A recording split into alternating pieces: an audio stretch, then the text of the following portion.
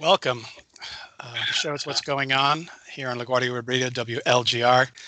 I want to start the show with Talking Heads, 1979 at the Mud Club performing Life During Wartime, which, I mean, you can look back now, it's a little prescient uh, of the times, what's going on. We could talk about that with my two guests today who are returning guests, and I had been leaning on during the last election for their commentary. Uh, the first is my old friend C.J. Hopkins, he's a playwright, author, political satirist, and proprietor of the Consent Factory, manufacturing consent for private and public sector clients for over 250 years. And Dr. Clarence Taylor of Baruch College and the CUNY Graduate Center, Professor Emeritus. Welcome, gentlemen. Good to be here. I said welcome. Yes, thank you. So I talked to both of you about this notion of having you back on after the Biden administration had been in office for the first 100 days, which I think is an old, I think it was FDR's administration was the first one where they talked about all the things he had accomplished in 100 days. And we think about the Kennedy administration's first 100 days. So it's just to kind of check in because we talked about it from two different directions. With you, Dr. Taylor, we were speaking about, the Black Lives Matter movement and the role it was playing in the election. And with Chris, I think we just were talking about it from the, your perspective as the expat living in Berlin and what was going on. So how's he doing? How is President Biden doing, do we think? Well, I can start if you. Yeah, if you sure, want. Dr. Taylor, go right ahead. Sure. Well, look, I mean, this is a centrist administration. Some of the picks that he has for foreign policy, you can see that's the foreign policy establishment, and some of his decisions in foreign policy have not been surprising, in terms of his attack on China, his dropping bombs on Syria, and some of his other pronouncements that have been, just in line with the foreign policy establishment. In terms of his plans that he's put out there, I'm surprised that he did not go immediately to austerity, which Biden is known to support. In fact, some of the things he's done, I have to admit to me, have been surprising. His proposal for infrastructure, for example, $2.3 trillion, a lot of it to do away with, the old roads, build highways, also to, get rid of lead piping, because we saw the horrendous results of that in urban centers, cities like Flint. And also his stress on home care, where he wants to pay higher wages to those home care workers, many of them Black and Latino. That is, like I said, I was sort of somewhat surprised that he sort of moved in that direction. That's a good surprise or a bad surprise? Well, it was a good surprise, but nevertheless, we still have to know there is this emphasis in that infrastructure plan to sort of redo the American economy. He is no Roosevelt. He is not FDR, right? As many people. Some people would say Roosevelt wasn't Roosevelt. A lot of his ideas had actually come from Al Smith and what Al Smith had done in New York. And he just Al Smith used to say that, I think. That is correct. He did say that. Right. But, and the proposal for paying for this by going to 25% corporate tax, 28%. Some in his party, the Democratic Party, are calling for 25%. So he's going to probably compromise a great deal on this proposal he's made. So I think I don't want to take up all the time, but that's. Well, you're laying the groundwork. Right. So should I go on or should I? I don't know, Chris. Should we let Dr. Taylor go on? Yeah, go on. Go ahead. Finish it. Finish your points. Okay. In terms of his climate change proposal, well, he's still sort of doing the basics. He rejoined the Paris Agreement. He wants to. He proposed cutting emissions in half. Invest in more money in Green New Deal industries. So yeah, that's. But scientists are saying that is clearly not enough. Is really not being very bold on that front. Instead of cutting it 50%, he needs to cut it by 70%. This is a real crisis. The climate. Yeah, that's right. It is a real crisis. And I'm not just basing that on, commentary or activists who say this. I mean, scientists are telling us this. Right. Gore was telling us, right? Well, I'm not just talking about Al Gore. I'm just saying he made a big push on this. Yes, after his run. He did. Right. But, I mean, if you listen to world scientists, 11,000 of them in 2020 came out with 153 countries came out with a report on essentially the climate crisis, and they laid out what we have to do. And these are folks who are measuring, keeping an eye, and they study this very carefully. Right. Yeah. So you're good. That's a good start. We want to give Chris an opportunity here to give us his perspective on you. And we should probably start, Chris, by saying you don't think it much matters whether Biden's in office or Trump, right? That's from your perspective. Well, I think it matters. I think it matters to some degree. It's and I'm glad that Clarence just covered all those points because I couldn't. My focus isn't really on policy and all of the different policy items that you just spoke about, Clarence. My focus is more on the broader ideological narrative that's going on. It doesn't mean that all of those policy decisions don't matter. Of course they matter. They matter to some degree. Every policy decision is going to affect somebody. Clarence mentioned raising wages for, I forget who it was. Home healthcare workers. Yes. Home healthcare workers, and obviously raising wages, for those folks, is going to improve their lives. So of course it matters. It just doesn't. It's just not my focus. Right.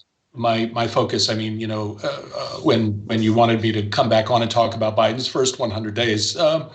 I warned you, that I wouldn't be able to talk about all the little policy details. For me, when I look at Biden's first 100 days, I'm looking at that in the context of the larger official narrative that I've been tracking, basically since Trump took office. And my last book was, a book of essays called The War on Populism.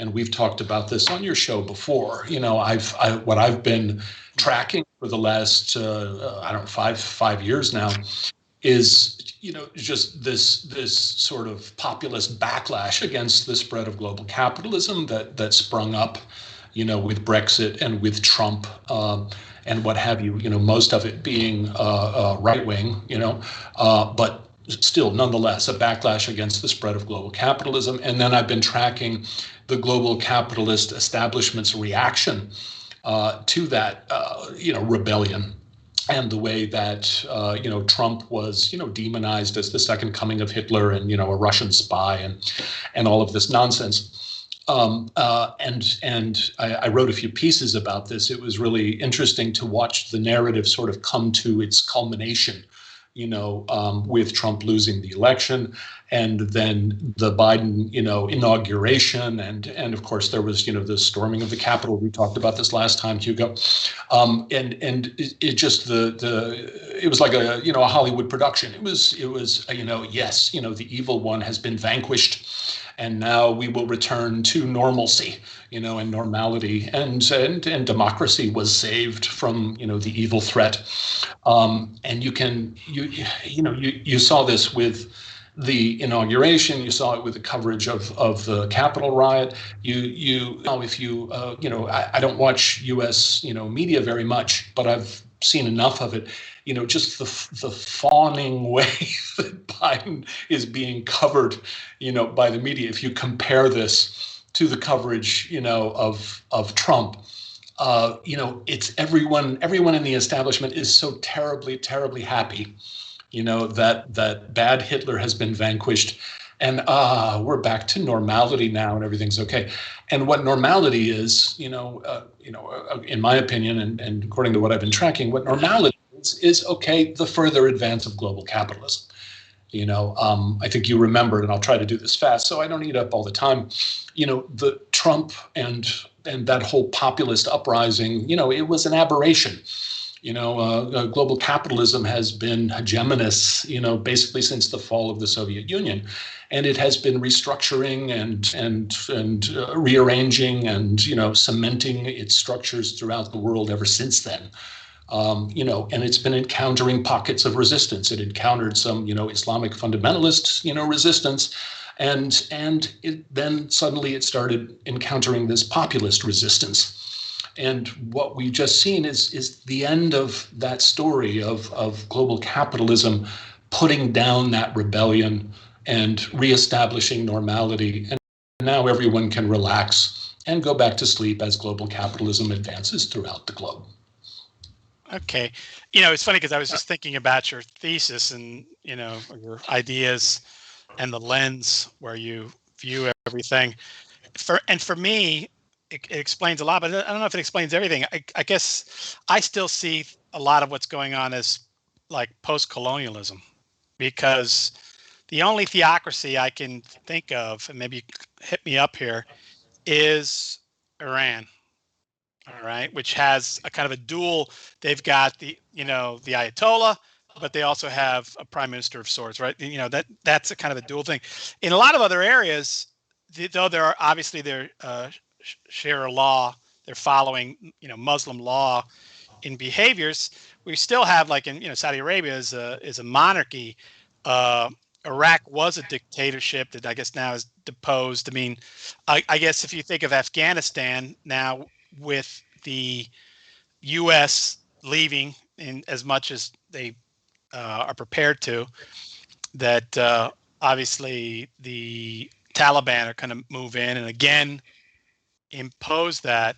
But I see so much of this is just, a lot of it is, again, post-colonialism and the problems caused when you have a very strong, whatever you want to call them, first world government in there, and they've had people working for them and they split, and then people fighting it out for who's going to control, the people who were the cops for the imperialists, or the people that were usually the majority, like in Hutu, with the Hutus.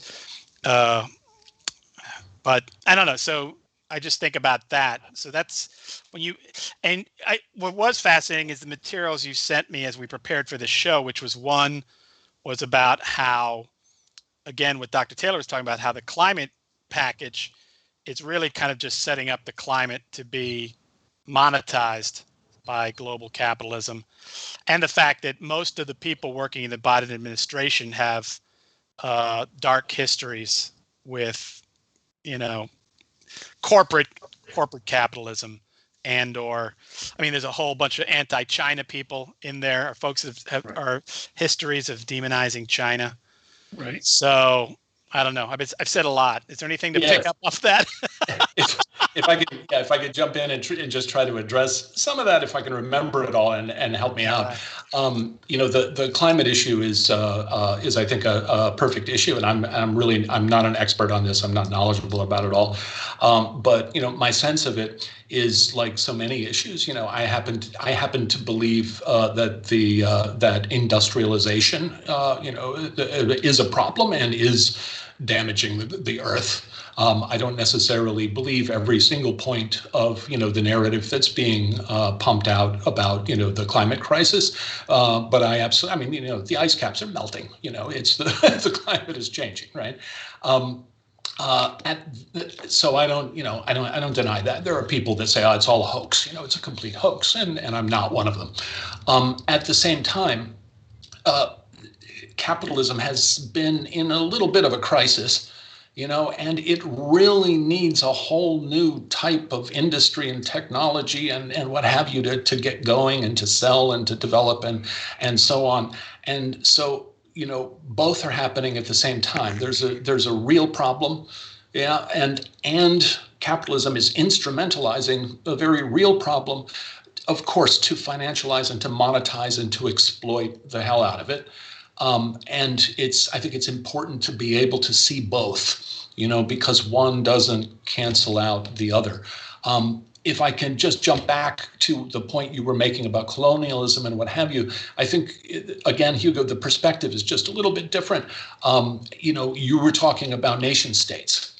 And I don't tend to look at nation states so much. I tend to look at different dynamics. The dynamic that I was referring to in the Middle East that I was talking about is basically, it's not about a given nation state. Saudi Arabia is completely fine. We're good with Saudi Arabia because the Saudi Arabians, there are a lot of fundamentalists in Saudi Arabia and what have you, but basically the nation operates according to the religion of capitalism, right?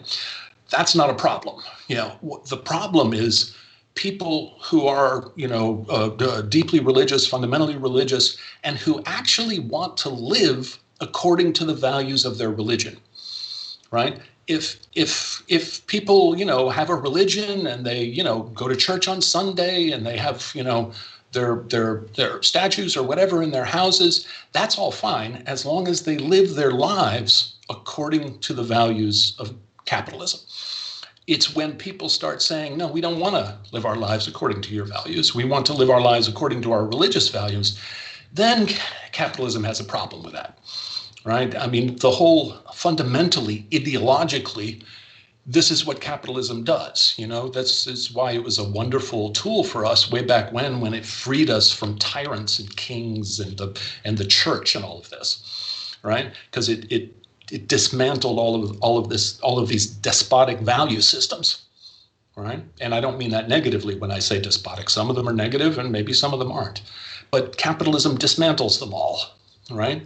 It's like, it's something isn't, the statue that you've got in your window behind you, right? The value of that thing, maybe according to the religion that it exists within, is a value that comes from, the gods, or, God or what have you. But capitalism can't really handle that. So capitalism needs to reduce everything to exchange value, to a commodity, so that statue that's sitting in your window is fundamentally, the same as this pen, is the same as the collected works of William Shakespeare. They're all commodities, and their value is assigned to them by the marketplace, right? So capitalism needs to dismantle all that stuff. What I see is the same fundamentalist, despotic, if you will, the same fundamentalist, despotic values that capitalism was attacking in the Middle East are the same. They're not the same, but they're They're similarly fundamentalist and despotic values that it's attacking with the populist uprising. A lot of the populism, a lot of the populist rebellion, was people on the right standing up and saying, we want men to be men, and women are women, and we don't want all of this, cultural change and so on and so forth. And I'm not making fun of those folks, really, because I understand that, I may not agree with all of their values, but these are, values. Social values are the same thing. Looking at it from the socialist side, when socialists say, hey, you know what? Society is more valuable than the marketplace, right? And so what we're going to do is we're going to hinder the market. We're going to interfere with the market in order that everyone can have health care, right? That's another example of a despotic value. That's a group of people, a society standing up and saying, this is our value because we want it to be our value, because this is the way we want to live. And capitalism can't handle that either. I'm sorry, I'm babbling. Let me shut up and let Clarence get in. Yeah, I was going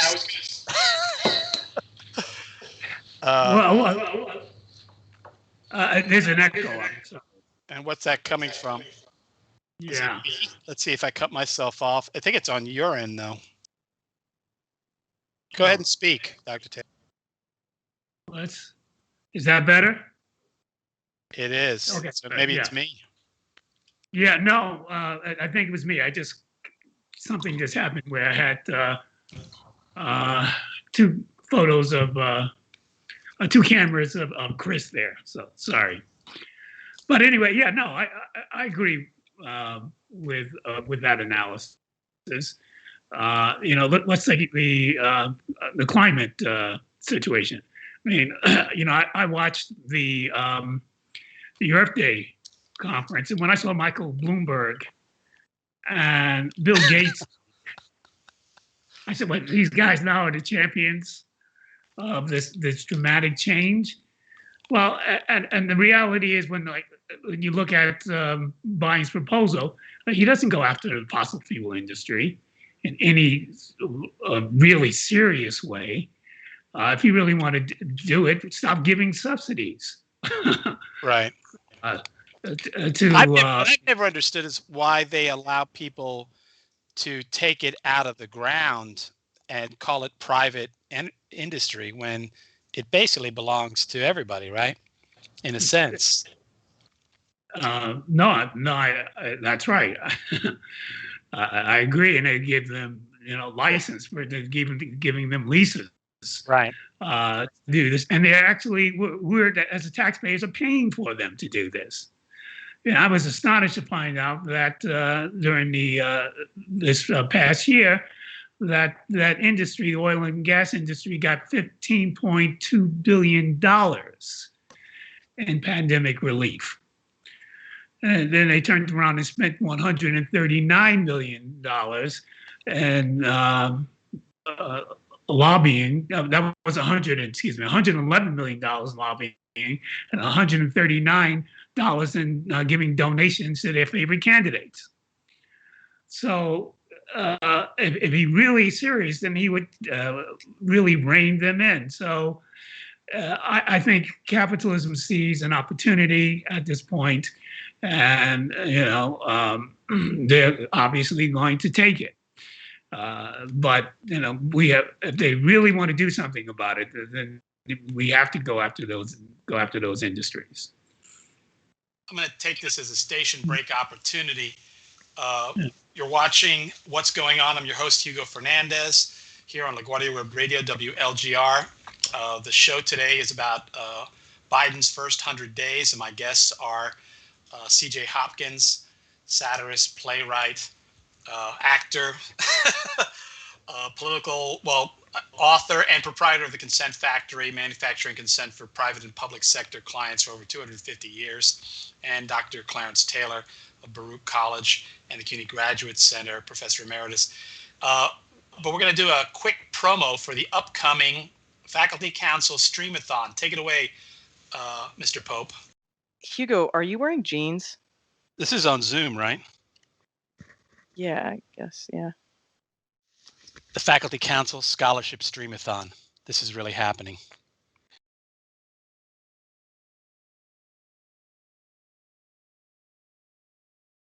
Seconds. We really mean it, huh? Oops, sorry. Got to cut myself off again. Can I make another point also? Go ahead, Dr. Taylor, yeah, because we're eating up a lot of airtime here. Yes, like Chris said also, I agree with in terms of this popular narrative that's been put out there. That popular narrative has not disappeared, right? In terms of how one portrays populism in this country. And it has been, and the portrayal by the corporate media and of course the Democratic Party has been extremely beneficial to that party. But what I think it's what the rubber's gonna hit the road when you turn around and see people still gonna be thrown out of their houses. We're gonna see unemployment or underemployment increase in the United States when the Democratic Party is not going to deliver what many people are asking for. So I think the popular narrative, they can keep playing that song and dance and going after Marjorie Greene and going after Josh Hawley, whoever the villain is. But the reality is that they're in power now at this point. And the question is, what are they going to do in a really serious way to mitigate the situation for many people? What I've always said in politics, and I get this from just my own experience in governance, is the only thing worse than losing the election is winning, because you have to then, like you said, deliver. This $3.5 trillion stimulus package, which you were referring to with all these jobs programs or the infrastructure, which, by the way, we've been talking about infrastructure for quite some time now. It is evident that the highways, the roads, the bridges are neglected here in the United States, so there's certainly, and it smacks of, again, FDR's core programs, these programs where they would hire people to work and build things like the Hoover Dam or whatever it was, Grand Coulee Dam, and the Woody Guthrie songs, right, about that. But again, it would be, to do it, they'd have to get it through the House, and then they've got to get it through the Senate without a single Republican vote.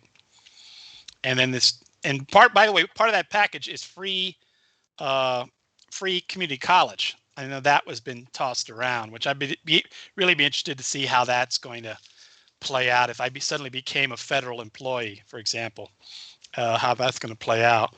But part of it is the Trump administration certainly ran up the dime on the national debt. This is all raising the national debt. Is that bill ever going to come due?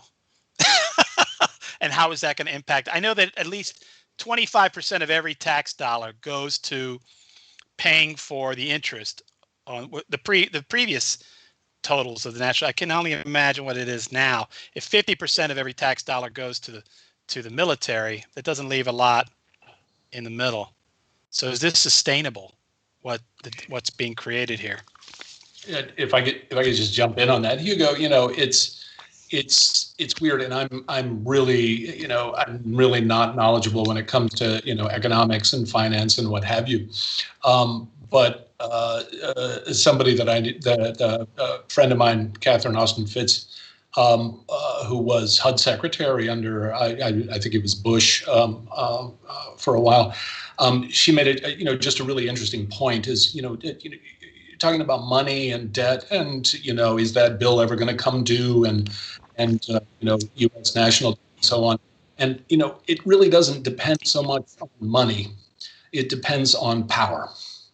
The U.S. as an entity can sustain this amount of debt and more amount of debt, as long as the U.S. military continues to occupy the entire globe. and be a hegemonic, overwhelming military So, force. okay, like the Knights Templar, with like if the Saudis and the Chinese said, we want to cash out, and then we would say that's not going to happen. Right. You know what I'm talking about? And the Knights Yes. Templar like wiped out. I don't know who it was, Louis, Yeah. a Louis or somebody who Right. was holding the whatever it was. Right. That's the point of the military domination. And the other thing, the point that I often make, and it frustrates people, and it might frustrate you because your show is about Biden's first 100 days, is the U.S. military isn't the U.S. military. It's like when is the last time that the U.S. military, was engaged in a conflict in order to benefit the American people? It's the same point that I make about the government, whether they're Republicans or whether they're Democrats. The thing that was interesting about Donald Trump is that he really was an aberration. He was an unauthorized president. Yes, there are little policy differences that matter, but basically Republicans, Democrats, it doesn't really matter. It's part of the reason Trump got elected is that, I think most Americans, I'm going to go ahead and say that, I think most Americans understand that their government does not work for them and that they do not have the power to influence it, and that their government is simply an administrative body that is serving global capitalism. People talk about American corporations. What's an American corporation? These are transnational, multinational, supranational entities whose investors are of, many, many nationalities. It's as long as we continue to think in terms of nation states, right? Nation states competing with nation states, I think we're completely misunderstanding the power dynamics of the world that we live in. Okay. Because we are trying to talk about the Biden 100 days. Sorry. And no, that's good. It's good. It's good to hear. I mean, look, Biden has said it himself, which is that I think what it is in the last whatever number of years, only 1% of the population is actually served in the military. All right. And we know that in all these last confrontations that for every soldier, every boot on the ground, there were like nine different people supporting them who were pretty much like Halliburton and folks like that as well. So again, even the military is not really the military. You mentioned. I'm just dying to interrupt you. You mentioned, the pullout of Afghanistan. Yeah, the Afghan. The Afghan pullout. You know what's happening, don't you? They're pulling the troops out, and they're leaving tens of thousands of mercenaries. Oh, okay. and corporate contractors and what have you. So yeah, they're pulling out of Afghanistan. Okay. Well, thank you for sharing, Dr. Taylor. Because we had been on and we talked a lot about how the Black Lives Movement was involved in this last election and the expectations of finding folks in the administration. And now you're also saying that you don't think the Democrats are going to be able to deliver on all these promises made. So how's that going to play out as we move forward, as I guess people wake up to the fact that, again, they didn't get what they were expecting through their participation in government? Well, I suspect that people are just going to turn away from, participating in, electoral politics. As it is, we still have a dismal record of how many people really participate in voting and so forth. So I think you don't deliver.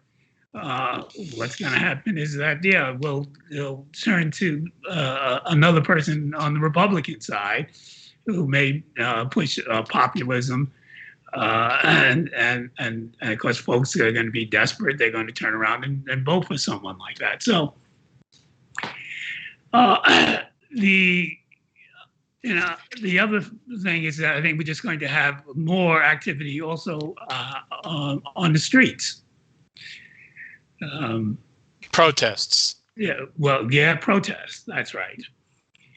And obviously, states are trying to address this. Well, Florida has came up with an interesting new law. Did you hear about this, Chris? What Florida's done? Dr. Taylor, you want to tell them what Florida did? Yeah, Ron DeSantis just signed into law, essentially trying to stop folks from protesting. Three people, they said, are out protesting, disrupting. You know, they will essentially consider that a riot. They are going to allow people to. They're giving people immunity if they use their cars to run over someone. If there is a protest. And that's, by the way, there are some 80 different laws proposals at this point in state governments trying to ban these types of demonstrations on the streets.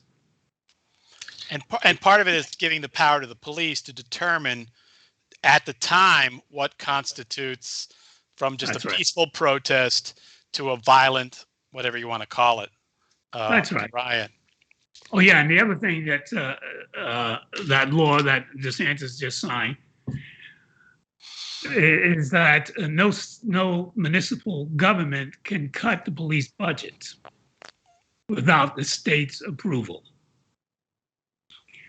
So this whole idea of trying to reimagining and think about how police department should operate.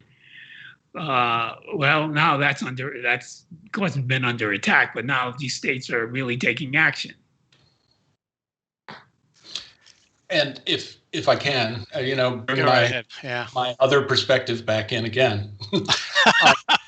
Yeah, it's interesting to me because when I hear this draconian stuff that DeSantis is passing in Florida, which is awful, I can't help but see it, within the context of that dynamic that I was talking about, because I think a lot of what you're seeing, in the South and places like Florida, for example, in conservative states, is you're seeing this populist pushback, against the really intense push of global capitalist ideology, everywhere, and it gets really complicated. When I was hearing you talking about the protest, I was thinking back at the difference between the way the media and government officials embraced the Black Lives Matter protests, in the run-up to the election. I covered this pretty extensively. The media was just, absolutely in love and enthusiastic, and, government officials were getting down on their knees, and cops were, kneeling in front of the protesters, and it was all beautiful. And at the same time, anybody who came out to protest against the completely authoritarian, totalitarian, coronavirus measures, anyone who came out to protest against them, and I was one of them, we were demonized, and called, conspiracy theorists, Nazis, and what have you, demonized in the press, demonized by government officials. You're bringing up the legislation in Florida. I'm in Germany, where protests are still banned. Where the Constitution was abrogated under the emergency, the health emergency. So, no more protests for you. Well, technically people are allowed to protest, right? You're allowed to protest against the coronavirus measures as long as everybody wears a mask and observes social distancing. which is kind of, in my mind, it's kind of like saying to Black Lives Matter protesters, you guys can protest against racism and police brutality as long as you wear Klan costumes, right? Then you're free to protest. All right. So there are a lot of dynamics going on. What the main dynamic that I'm seeing, is authoritarianism and totalitarianism. It sounds like it's, coming from the right in reaction, but it's also coming from the so-called left. And basically what I see is the entire global capitalist system reminding everybody who's in charge and what happens when you start to rebel. Right? You know, I'm under curfew here in Germany at the moment. We're all locked down again. Yeah. And did you hear about the protest in London on Saturday? No, I didn't. No. Yeah. 750,000 people. 750,000 people of all ages, races, and creeds. 750,000. Okay. I was in London in 2003 when we protested before the Iraq invasion. You know, that was 1 million people, right? I looked at the crowds. I looked at the crowds on Saturday. 750,000 people protested in London, marched through London against the, coronavirus measures, the lockdowns, the vaccine passports, all of this. And neither one of you even knew that it happened. Why is that? Because there was a full media blackout. No one covered it. The BBC, not one word. The Guardian, nothing. It was a full corporate media blackout. So how do we know it happened? You got to take your word for it? You don't. You don't. It never happened. Oceania is at war with East Asia. Yeah, exactly. So and by the way, we didn't get a chance to talk about this. We talked about a lot of things before the show started, but we are prepared to let this go past the hour. And I just don't know if you are. Sure, but I might smoke a cigarette if we go past the hour. Is there a law against that? Yeah, I don't know. Dr. Riccio would have to tell me. She's the one that's the authority on things. She might text me with an answer for that. I know I rambled on and on, but you brought up the Black Lives Matter issue, and it's something that I covered satirically. And it's another issue that I think it's like the climate issue that we were talking about. First of all, racism is awful. People should protest racism. Police brutality is awful. Police killing people for no reason is terrible. People should protest this. People should fight against this. This should absolutely happen. At the same time, it's very, very clear that the protests this summer, and the riots this summer, because some of them were riots, were absolutely instrumentalized, in this larger narrative, right? In one sense, you can analyze racism as a part of capitalism because capitalism has instrumentalized racism throughout its history. But in a broader sense, capitalism is actually opposed to racism, right? Racism is one of these old despotic values that capitalism wants to do away with. So it is a perfect part of this narrative. What I'm seeing is that what capitalism is doing is it's looking at the last remaining, pockets of resistance to its ideology, and it's kind of fusing them all into one, ugly enemy, which is, a terrorist, an extremist, a racist, an anti-Semite, a populist, a conspiracy theorist, and we're losing the sense of what these, words actually mean and what they actually are, because they're being fused into this, Disney-fied, fantasy enemy. I'll let Clarence or you Clarence, get it. You want this ball? You want this one? Sure. Well, no, I think I would just raise this point about the capitalism being anti-racist. Capitalism is pure exploitation. Right, and in many ways, capitalism relies on racial ideology in order to fragment the people that are being exploited, and I don't think that has gone away. We saw this in Bessemer, Alabama, right, with the Amazon workers, who mostly were Black workers, and the idea that Jeff Bezos and others are saying how we're treating these folks very well, paying them $15 an hour, but they worked under the most horrendous conditions. So I think that, I wouldn't say that capitalism is now has moved on to the anti-racist camp track at this point. I wouldn't say that either. Right. Okay. Let's pretend we were going to end on time, because I'm going to bring up the last subject. I'm going to let Dr. Taylor start this one because I know Chris has a lot to say on it.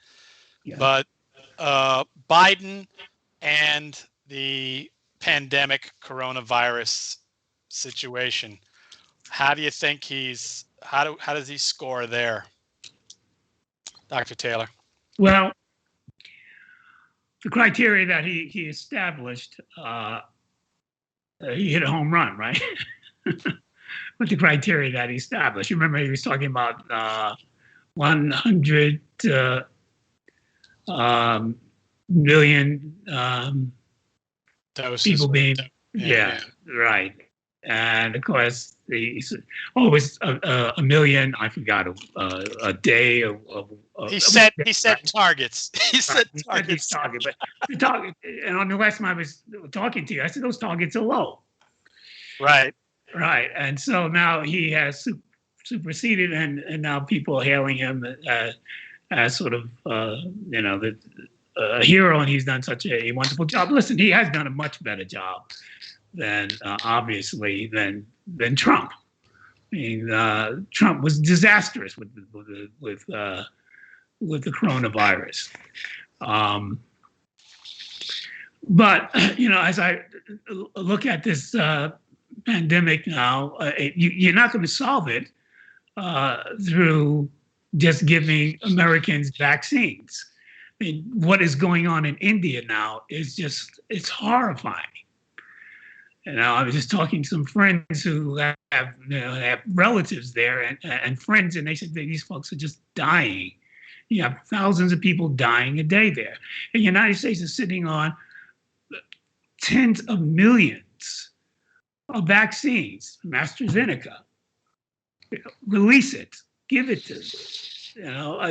This sort of vaccine nationalism where the United States and Western powers sort of hoarding this stuff, where other people in developing nations can't get it. That's not going to solve the problem, right? I mean, if you don't have a global solution to this problem, then we can expect it to get we're not going to solve this, because other variants will develop. Right. Right. So, I give him an okay grade for dealing with people in this country, but in terms of trying to solve this problem, I'm not going to give him a passing grade on that. So now I'm going to turn it over to Chris, who's probably been chomping on the bit. Well, I hope maybe we can run over a little bit because I got to. Yeah, it's like the Jackie Gleason show, man. There is no script, and I got to take you back a little bit. Take you guys back a little bit, because what Clarence again, and it's not a criticism, Clarence. I'm just pointing out Clarence is talking from within the narrative, right? The narrative that there is this apocalyptic pandemic that's devastating the world. It's devastating India now. It was devastating Brazil last week. It devastated New York in the beginning, and we need to do something and implement all these measures and so on and so forth. And let's go back to the beginning and actually talk about scientific facts, right? We're talking about a virus. Yeah, we're talking about a virus that has an infection fatality rate of somewhere between 0.1 to 0.5% in most countries, right? This is comparable to the medium influenza pandemics of, say, 1936, 1957, 1968. Hugo, I think we were all alive in 1968. I don't remember any draconian measures. The median age of people who die from COVID is, over 80 years old in Western countries. It's about 78%. About 5% of the people who die have no serious preconditions, right? So about 95% have serious health problems. So we're not talking about, an apocalyptic black plague, right? Now, let's go back to the beginning. Let's go back to March and April of 2020, okay? Suddenly, in March, when COVID appeared, right, the definition of a medical case, that had been the definition of a medical case for hundreds of years. Basically, a medical case was when someone was sick, right? Suddenly, because of COVID, this definition was officially changed. So now perfectly healthy people are also medical cases, right? All you have to do is PCR test somebody, find a little shred of this virus, and now they're a medical case, even though they have absolutely zero symptoms and they're perfectly healthy people, right? Based on that, now that perfectly healthy people can be medical cases, right? Now you go into the hospitals and say, oh, we hospitals are overflowing with COVID cases. Well, of course they are. If all you have to do is go in with a PCR test, which, by the way, was never designed to diagnose illness. It was designed as a diagnostic aid to be used in conjunction with a professional doctor's overall toolkit to diagnose disease. But now, because medical cases can also include healthy people and people suffering from other diseases, now we have an explosion of COVID cases, right? And of course, because of that, we also have an explosion of COVID deaths because, again, the criteria was changed so that anybody that died within 28 or 30 days of having a positive test, right, or anybody that the overworked medical professionals, thought might have had COVID, they can all be now officially reported as COVID deaths. And yet, when you go back and look at the age and population adjusted mortality figures for 2020, what do you find? Have you guys done that? No. No. What you find, there's a tick. There's definitely a jump up of mortality. The mortality in 2020 was about as bad as the mortality in 2004 and in 2005. But it was much better than the mortality rate of every year before that. But yes, after a dip in mortality, it jumped back up to, the horrifying mortality rate of 2004, 2005. You remember 2004, 2005. Which is, what about 2004, 2005? Yeah, I was there. Exactly. What about it? You're saying, well. That's it. What about it? Yes, there was a nasty virus, and some people are getting sick from it, some people are dying. There is absolutely no scientific justification for the totalitarian measures that have been implemented throughout. Here in Germany, the Constitution has been abrogated. Right? Merkel in Berlin, she just stripped the federal states of their power so that she could centralize power and nationalize COVID restrictions and impose, a harder lockdown and more curfews. The same thing has been done throughout the Western world. Cops raiding people's homes because their neighbors called up, so there are too many people having dinner. There were watchtowers in London, people, of officials, checking to see if everyone's social distancing. I had the police come in and at the beginning of all this, I had the police come and take me out of a store because I wasn't wearing a proper mask. I've documented this for a year. There is absolutely zero scientific justification for any of these measures, much less coercing people to take an experimental vaccine, which has sufficiently proved itself to be dangerous, not to most people who are taking it, but quite a lot of people. I'll shut up. Okay. Did you want to say something about this, Dr. Taylor? Yeah, I would say that, when you look to see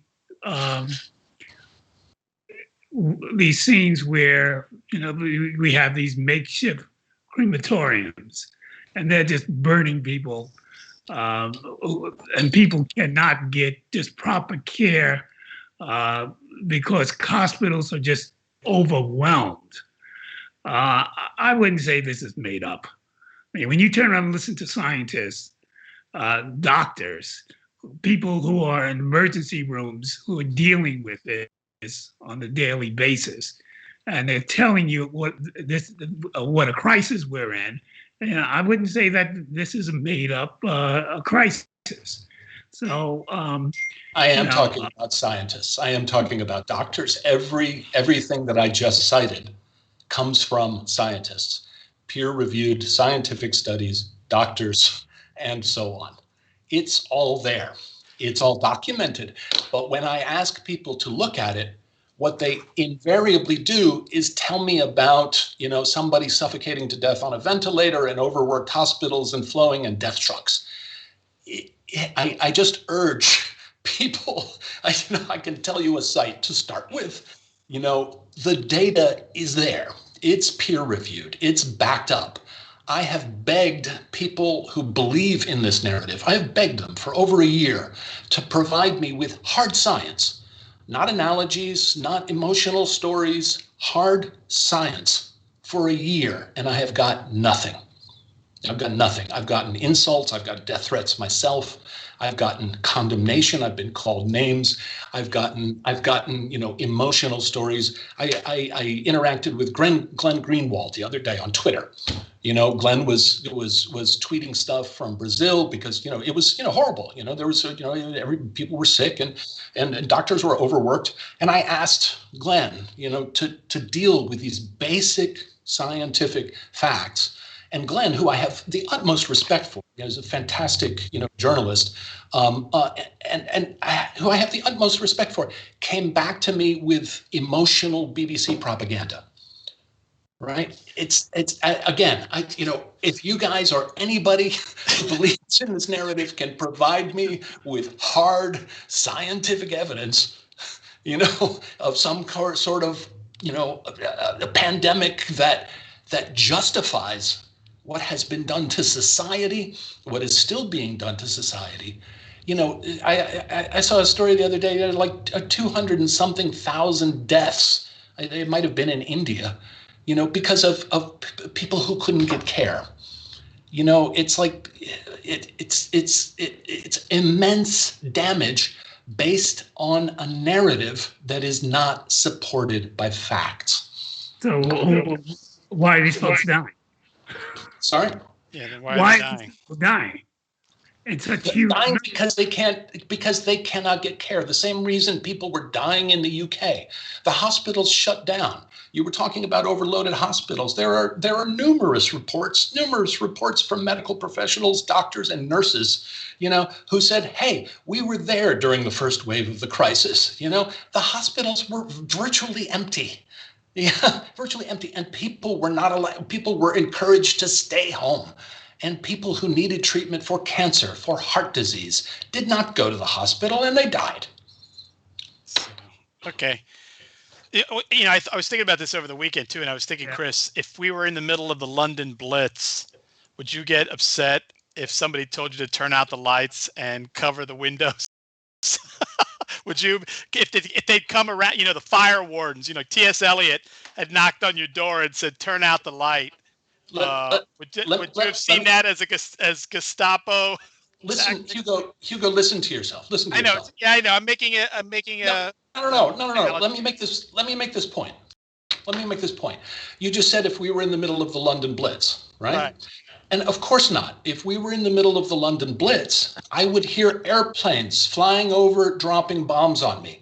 I would see people carrying people out of buildings that were destroyed, right? I wouldn't be begging for proof for a year, right? I wouldn't be begging for proof for a year. All I have asked, Yeah, all I've asked of the new normals for a year Right. is show me the planes. Show me the blitz. You keep saying if there were Show a me the blitz and blah, blah, fires, blah. right. It's like, show me the blitz. Got Show it. me the blitz. Not pictures of death trucks. Clarence mentioned the temporary morgues. I remember this in New York, and they rolled out the pictures of the death trucks. And it's like the bodies are being loaded into trucks. Do you guys know what was going on with the trucks? I think you told me before. I'll tell you again, right? Hospital morgues are not equipped to hold, a whole bunch of bodies. Hospital morgues are set up for the normal, process of life. And what happens is someone dies, they go to the hospital morgue, the family contacts the funeral home comes and picks up the body and takes it out of the morgue, and there's more room in the hospital for the other bodies to go into the hospital morgue. When the funeral homes quit operating, when people couldn't have funerals and the funeral directors could not come and pick up the bodies, of course they accumulated in the morgues, and of course they needed places to put them. But this context isn't presented in the media. What's presented in the media is if the dead bodies are overflowing from the hospitals and they're filling up death trucks, I'm talking about the narrative, and I'm begging your listeners, as well as you guys, to understand that it's a narrative and that it requires skepticism and critical thinking. I'm not saying I have the truth. I'm saying don't swallow the narrative whole without investigating it yourself. And I'm just gonna say that one of the things I'm going to say is that we may be done. Number two is that I typically warn my audience to wear their critical thinking hats when you're on the show, Chris, just for this particular reason. But yeah, I think, we've gone past the hour. By the way, Dr. Riccio says you can smoke. Can or can't? You can. You should feel free to. You feel free because again, people have been warned. You're dangerous. You're a dangerous man. So I don't want to. I don't want to give everybody cancer. No, you don't, and I don't think you can do that either. But you can. It's 2:06. We've gone over the hour. It's a good time to stop, I think. And any last words? Which, by the way, we began this show talking about Biden's first 100 days, but we couldn't. It would be an injustice to not touch on the pandemic and his administration's response. Who would like to go first and say, any last words? Clarence choice. I can go first if he wants the last word. No, I don't necessarily need to have the last word. This has been, first of all, a good discussion, I think. And I think people need to be critical, without a doubt. And we need to investigate. But I think that we also have to look at what is in front of us and see that this is not normal, this pandemic. This is something that's extraordinary. And so, we can criticize some of the methods that may have been taken by municipalities and governments, but let's not play down how dangerous this pandemic has been. I would just say, I don't mean to be, well, yeah, I do mean to be so critical. It's, again, you just said this is extraordinary, right? Whereas I just cited, again, scientific data that, yes, compared to a non-pandemic year, yes, it's extraordinary. Every year where there's a pandemic, is extraordinary. But compared to, for example, the medium influenza pandemics of 1936, 1957, 1968, and 69, when they held Woodstock,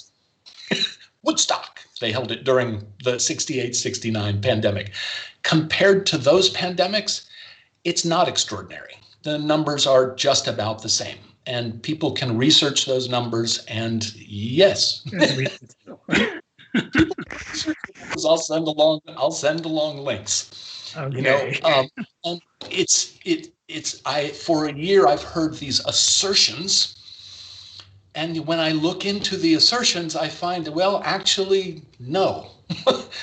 Actually, it's not that extraordinary. So I'm not saying there's not a pandemic. I'm not saying that, people shouldn't be aware. Hey, there's a pandemic. People are getting sick. You should, take some measures, and protect the old folks and stuff like that, But, take a look at 1968. Somehow we made it through that pandemic without turning the whole world into a pathologized totalitarian nightmare. Yeah. Okay. Last words, and I will throw this out that if I was looking for another milestone to invite you both back for, I guess it would be the State of the Union in 2022, right? When after Biden's first full year in office, and he will address both houses of Congress, the Senate and the House, and you're invited to come back, and we can talk about the State of the Union if you're willing. I would love to have you on, unless you can think of another I would hate if another milestone happens between now and then. I personally am enjoying the fact that the news is not as maddening as it was before the election, or even during the transition. So you've been watching What's Going On. I'm your host, Hugo Fernandez, here on LaGuardia Web Radio, WLGR.